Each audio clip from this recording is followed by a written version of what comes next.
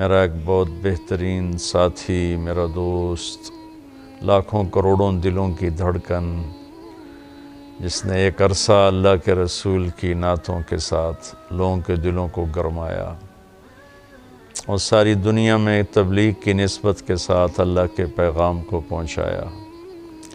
ہر مسجد، ہر محفل میں اس نے اللہ کا پیغام سنایا۔ وہ اچانک ہم سے بچھڑ گیا۔ جانا تو طے ہی ہے، رہنا ایک دھوکہ ہے، جانا ایک حقیقت ہے۔ زندگی ایک سراب ہے، پانی کا بلبلہ ہے، موت ایک اٹل حقیقت ہے۔ لیکن جب ایسے اچانک کوئی قریبی بچھڑ جاتا ہے تو سارا وجود لرز اٹھتا ہے اور ایسا لگتا ہے کہ جیسے زندگی ایک دم کوئی بہت بڑا جھٹکا کھا کے لڑکھڑائی ہو۔ اللہ سنبھالا دے دیتا ہے ہر صدمے سے۔ جنید ایک بہترین انسان تھا، میری اس کی رفاقت کوئی 20 سال کی ہے۔ میں نے ایسے اخلاق والا بہت کم دیکھا۔ اسے تو کوئی اہل علم کی کوئی لمبی چوڑی صحبت نہیں تھی، لمبی چوڑی تربیت نہیں تھی کوئی، وہ اپنی فطرت سے بڑے عالی اخلاق والا تھا۔ اور ایک ماضی کا واقعہ سناتا ہوں، مجھے یاد نہیں میں کہاں بیٹھا تھا، سامنے ٹی وی چل رہا تھا تو آواز اس کی بند تھی، تو میں نے دیکھا ایک نوجوان وہ بیچ پہ ڈانس کر رہا ہے اور اس کے چاروں طرف لڑکیاں ڈانس کر رہی تھیں۔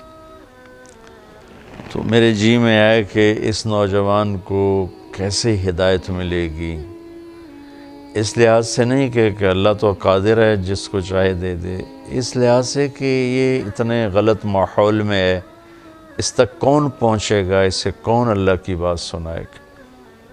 خیال آ کے گزر گیا اور میں وہاں سے اٹھ گیا، یاد ہی نہ رہا۔ 97 کی بات ہے، کراچی اجتماع میں تھا تو مجھے ایک نوجوان نے کہا جی ایک پاکستان کا مشہور گلوکار ہے جنید جمشید، اس سے آپ کی ملاقات کرانی۔ میں نے کہا لے آؤ۔ تو جب وہ اندر آیا تو وہ وہی نوجوان تھا جس کو میں نے ٹی وی اسکرین پر ناچتے ہوئے دیکھا اور اس کے ساتھ لڑکیاں ناچ رہی تھیں۔ تو میں ایک دم دیکھ کے حیران بھی ہوا، خوش بھی ہوا۔ تو میں نے اس سے پوچھا آپ کا نام؟ کا جنید جمشید۔ کیا کرتے ہو؟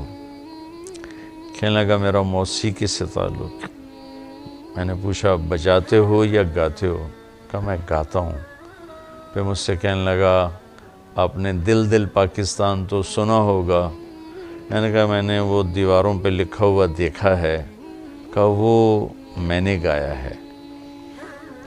اس کے بعد میری اس کی مختصر سی بات ہوئی تو وہ مجھ سے کہنے لگا کہ آپ کی باتیں ایسے لگ رہی ہیں جیسے میرے زخموں پہ کوئی مرہم رکھ رہا ہو، اور میرا ایک سوال ہے کہ ایک پاکستانی نوجوان جس گلیمر کو، جن عیاشیوں کا خواب دیکھتا ہے وہ مجھے فزیکلی حاصل ہیں، لیکن اس کے باوجود میرے دل میں اندھیرا ہے اور یہاں ایسے ہاتھ یہاں خلا ہے، مجھے لگتا ہے میری کوئی منزل نہیں، مجھے لگتا ہے میں وہ کشتی ہوں جس کا کوئی ساحل نہیں، ایسا کیوں ہے؟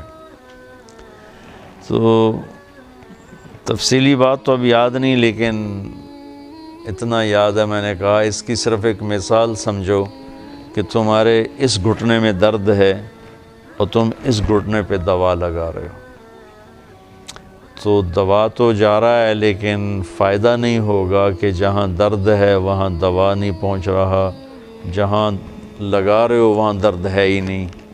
یہ جو خلا ہے، یہ جو درد ہے، یہ تمہاری روح کے اندر ہے، اور تم غذا پہنچا رہے ہو اپنے جسم کو، یہ میوزک، یہ گلیمر، یہ 5 سٹارز ہوٹل، یہ رنگینی، یہ تو جسم تک پہنچتی ہیں، روح کو ان سے کوئی مناسبت نہیں ہے.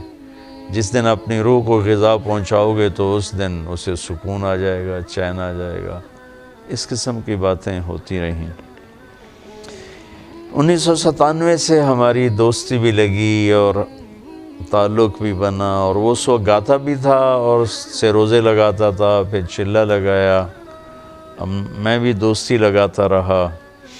ایک دن مجھ سے کہنے لگا مولانا اگر آپ مجھے پہلے دن ہی کہتے تو یہ غلط کام کر رہا ہے تو شاید میں دوبارہ زندگی بھر آپ سے آ کے ملتا ہی نہ آپ نے مجھے کبھی ڈانٹا، نہ کبھی طنز کیا، نہ کبھی ٹوکا.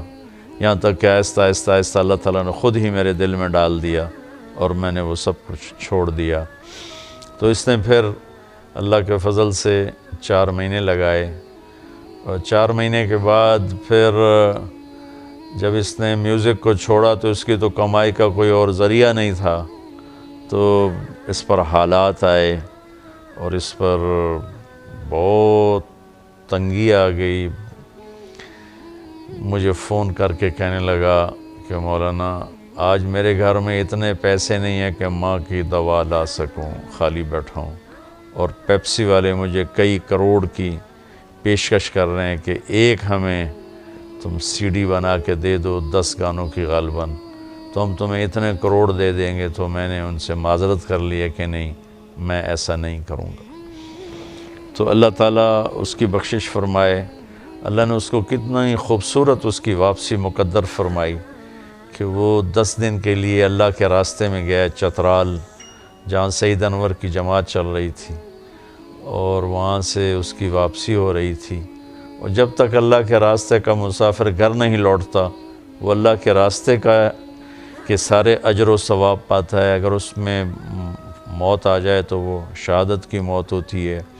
اور یہ تو سارے ہی مسافر شہداء ہیں کہ جہاز گرا، جہاز کو آگ لگی اور جل کے مر جانا شہادت ہے، پانی میں ڈوب جانا شہادت ہے، پیٹ کے مرض میں مر جانا شہادت ہے، طاعون کے مرض میں مر جانا شہادت ہے. اللہ کے نبی نے بہت سی اقسام گنائیں. تو اس کے لیے اللہ نے دونوں شہادتوں کو جمع فرمایا. اللہ اس کے درجات کو بلند فرمائے. دل بہت دکھی ہے، غمگین ہے. تو اللہ تعالیٰ نے اس نوجوان کو بہت نوازا. اتنا ہی اس کا وقفہ تھا، یہاں جانا ہی تھا. اللہ ان کے درجات بلند فرمائے.